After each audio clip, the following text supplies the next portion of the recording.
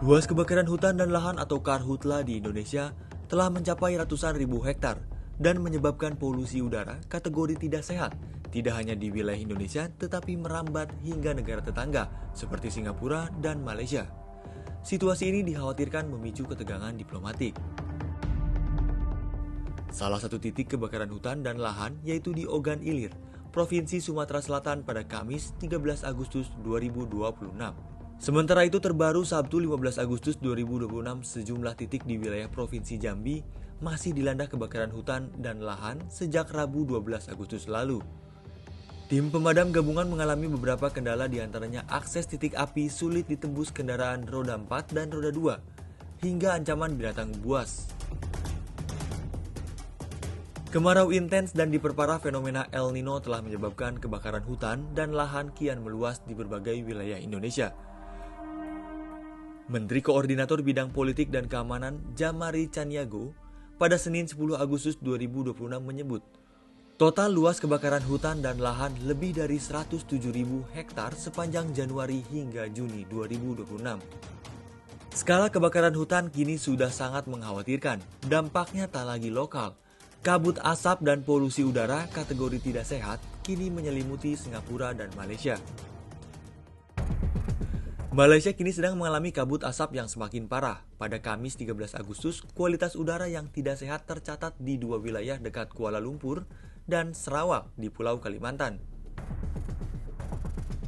Terlihat kabut pekat menyelimuti langit Kuala Lumpur termasuk landmark ikonik Menara Kembar Petronas dan Menara Kuala Lumpur.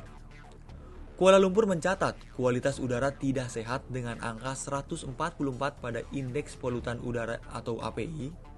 Pada hari Kamis sekitar pukul 11 pagi dan lebih dari 100 sekolah di Sarawak telah ditutup sejak Rabu hingga akhir pekan ini setelah kualitas udara mencapai tingkat yang sangat tidak sehat. Nilai API 101 hingga 200 artinya tidak sehat. Data terbaru berdasarkan pengamatan data IQ Air pada Sabtu 15 Agustus sekitar pukul 17.20 waktu Indonesia bagian Barat, indeks kualitas udara Kuala Lumpur sedikit membaik, kini berada di kategori sedang dan baik. Untuk Johor dan Singapura berada di kategori sedang dan tidak sehat bagi kelompok sensitif. Sementara itu menyeberang ke Sarawak di Pulau Kalimantan, indeks kualitas udara jauh lebih buruk berada di kategori tidak sehat bagi kelompok sensitif dan tidak sehat. Bahkan beberapa titik menunjukkan angka indeks polutan udara lebih dari 150. Titik api di Pulau Kalimantan juga cenderung banyak, terutama di wilayah Indonesia. Salah satu titik kebakaran hutan dan lahan di Kalimantan adalah lahan gambut di Kampung Muara Ohong, Kecamatan Jempang, Kabupaten Kutai Barat, Kalimantan Timur. Kebakaran belum padam setelah berlangsung selama 2 hari lamanya. Hingga Sabtu 15 Agustus sore, api masih membara hebat.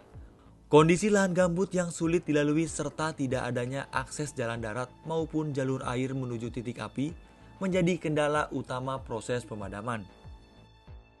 Dari kemarin tanggal 13, memang kebakaran di situ Pak, kita susah untuk ke sana karena tidak ada aksesnya, karena dia lahan gambut. Mungkin saja walaupun kita pakai motor juga tidak bisa. Apalagi pakai pemadam. Nah, karena dia kalau sudah kemarau, dia tidak bisa dilewati. Tapi kalau kita lihat dari awal kejadian dari jauh kan kita lihat itu lumayan panjang kan. Itu kira-kira udah berapa panjang, Pak? Mungkin ada berapa kilo ya. Karena kita agak jauh gitu nah. Kalau untuk pemadaman, kalau kita misalnya ingin melakukan itu ya mungkin lewat udara. Kalau lewat daratan tidak ada, sama sekali tidak ada dia. Yayasan Konservasi Indonesia memperkirakan 20 hingga 50% kejadian karhutla terjadi di lahan gambut. Namun, saat musim kemarau ketika lahan gambut kering, menjadi mudah terbakar api, bahkan dapat membara di bawah permukaan dan terus menyebar meski api di permukaan telah dipadamkan. Karena itu, kebakaran gambut menghasilkan polusi dan kabut asap pekat dalam waktu lama dan sulit ditangani.